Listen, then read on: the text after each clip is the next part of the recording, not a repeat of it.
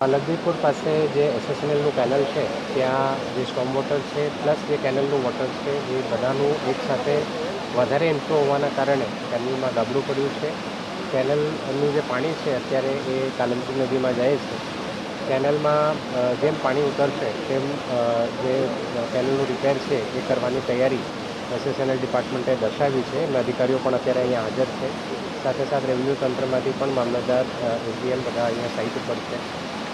આજુબાજુના જે ખેડૂતોને પણ થોડું નુકસાન થયું છે એનું અમે સર્વે પણ ચાલુ કરીએ છીએ અને એ પ્રમાણે જે સરકારશ્રીના પરિપત્રો છે એના આધારે કાર્યવાહી આગળ કરવામાં આવે છે. કેટલા દિવસમાં કેનાલ રિપેર થઈ શકે?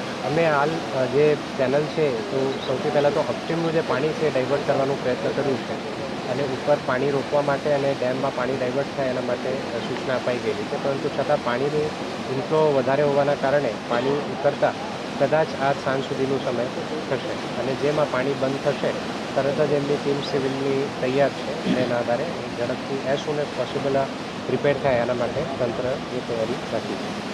આપણે અન્ય કોઈ જગ્યાએ મુલાકાત લીધી અને આ રીતે નુકસાની જવું કંઈ ધ્યાનમાં અત્યારે મેજર નુકસાન કોઈ જગ્યાએ ધ્યાને આવ્યું નથી, પરંતુ અમુક રોડ જે છે એ ઓવરટોપ થયેલા છે. એમાં આરએનબીના રોડ, પંચાયતના રોડ છે અને સ્ટેટના રોડ છે. હાલ તો કોઈ સ્ટેટ જે નેશનલ હાઈવે છે એમાં કોઈ પ્રકારનું ઓવરટોપિંગ ધ્યાને આવેલ નથી. તો જે ગામોમાં ઓવરટોપિંગ થયું હતું તો ગઈકાલ રાતથી વરસાદ ઓછો થયો છે અને બંધ પણ થયો છે. એવા વિસ્તારોમાં જો ઓવરટોપિંગની સમસ્યા છે એ હવે પૂરી થઈ છે અને આપણે એવા 3 કે 4 રોડ્સ ચાલુ પણ કરી દીધા છે. તરત તમામ રોડ્સ ચાલુ થાય એ માટે અમારી તૈયારી છે. અત્યારે કેટલા રોડ બંધ હશે? આરએનબી સ્ટેટના કુલ 3 રોડ ગઈકાલે બંધ હતા. એ પૈકી 2 રોડ ચાલુ થઈ ગયા છે, એક બંધ છે. અને આરએનબી પંચાયતના જે વિવિધ ગામોને જોડતા રોડ છે એમાંથી 5 કે 6 જેટલા રોડ્સ ગઈકાલે ડિસ્કનેક્ટેડ હતા. એ પણ ગઈકાલ સાંજે 2 રોડ આમાંથી અને આજ સવારે 2 રોડ આમાંથી રિસ્ટોર થઈ ગયા છે. તો અમે એ જ પ્રયત્ન કરીએ છીએ કે એઝ સૂન એઝ પોસિબલ અત્યારે વરસાદ ઓછો છે તો જે ઓવરટોપિંગ છે પૂરું થાય, તરત પછી રોડનું રિપેર થાય. બિકોઝ અમુક જગ્યાએ એના કારણે ખાસું ધોવાણ પણ થઈ ગયું છે.